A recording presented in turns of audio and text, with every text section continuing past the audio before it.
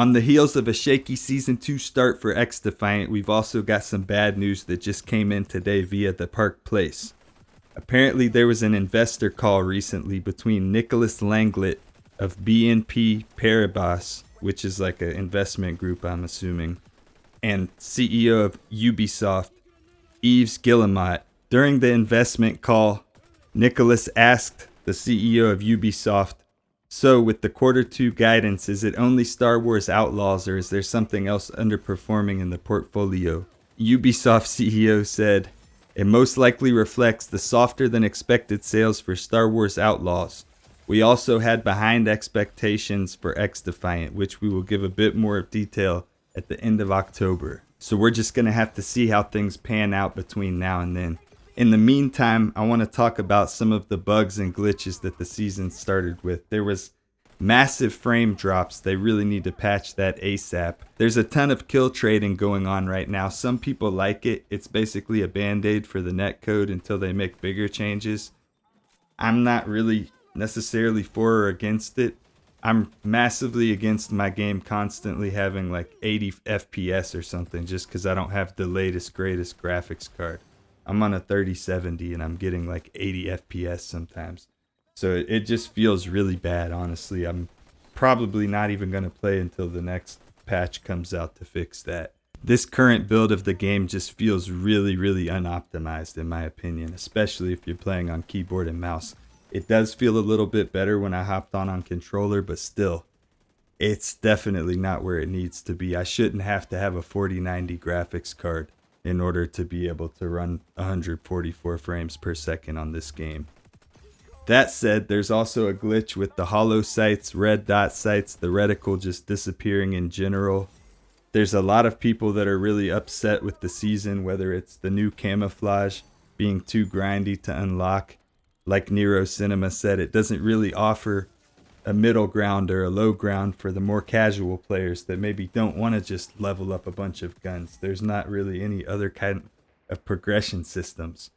And with all of this news that's coming in, combined with just little things like the season launching an hour late, the season launching really buggy and messed up, the pre-test to try the season out last Friday getting delayed, all these little things, they don't sow trust in the community. There was extra screen shake added with the new update. I honestly don't feel like I can hear footsteps, and I don't feel like I should need to make a custom EQ just to try to boost the footstep noises and still not hear them half the time when somebody's behind me with a shotgun. Honestly, I'm convinced that the footsteps are tied to the netcode, and if there's packet loss between that player and you, you're just not going to get the footsteps. The company's never going to put servers in some of these Latin America or Central America countries that desperately need them. Half of my matches, I look at the scoreboard after I die some kind of funky way, and there's 3 guys on the other team with 130 plus ping. There's a reason in custom games and stuff, server browsers on Battlefield, custom hosted lobbies, people kick people when the ping's past a certain point because it literally ruins the experience for every other player in the lobby. I hate the feeling of having to lobby shop because I don't get a consistent experience from gunfight to gunfight, and I can literally catch on really quick when there's a certain player in the lobby that's just a complete bullet sponge, and it's just like, how can you expect me to stay in the match when I know that this person's benefiting so much from the overtuned lag compensation that you guys kicked up another notch with this on top of the kill trades and everything else? Sometimes some of these players are just so desynced that they're literally not taking damage and then sniping me with an M4. These people are literally half the time to kill of the game desynced from the server because of their bad internet connection, because of location, because there's no servers for them to connect to. And as a result of it, my damage packets are getting lost in translation under the ocean floor. I literally was even getting shot before I would come around some corners. It was so overtuned, it felt like. And it's like I can't escape these people. I would choose to do a queue where I could set the ping limit where like I'm not playing anybody over 80 or something like that. But maybe the player base is just so small, let alone for a keyboard and mouse player. But I mean, shit.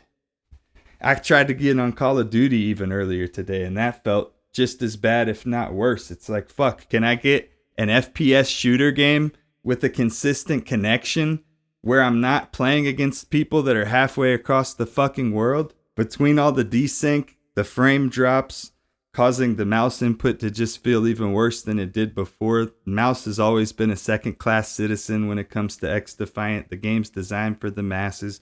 It's designed for controller players. It's designed around aim assist. That's the reason why even sometimes when you're trying to aim with your mouse, it's like you're fighting against the aim and you have to move with your keyboard and step to the left to get your aim adjusted because your mouse input isn't registering quite properly. It feels like you got butter smeared all over your mouse pad and it's all floaty because of input delay or whatever. And it's just like, shit, man. Like, honestly, the average person's maybe too unperceptive to notice some of these changes, but they might have benefited from delaying for like a week, like if they really needed it. I honestly think part of the reason why sometimes you actually benefit more from like moving your character model left or right with A or D on the keyboard when you're trying to aim is because think about how aim assist or the controller operates. Half the time you're aiming mostly with your left stick. You have to do very little work with the right stick to aim unless you're like a sniper hitting a flick shot or something. But I can really feel the player base steadily declining on keyboard and mouse as the queue times continually increase. Whenever I switch to controller, it's way faster and I'm playing less high ping players, which is just like, please turn off input-based matchmaking by default for everybody. So the people who really care that much about it can opt in. The keyboard and mouse community is literally playing against like 10%. They're excluded from like 90% of the other players that are on PS5, Xbox, or even people who are on PC that just play on controller. Half of them are not even getting in the lobby with us. I guess on a fortunate note though, Mark Rubin did say they are going to be looking into the performance issues and everything. So hopefully we do get a patch very soon.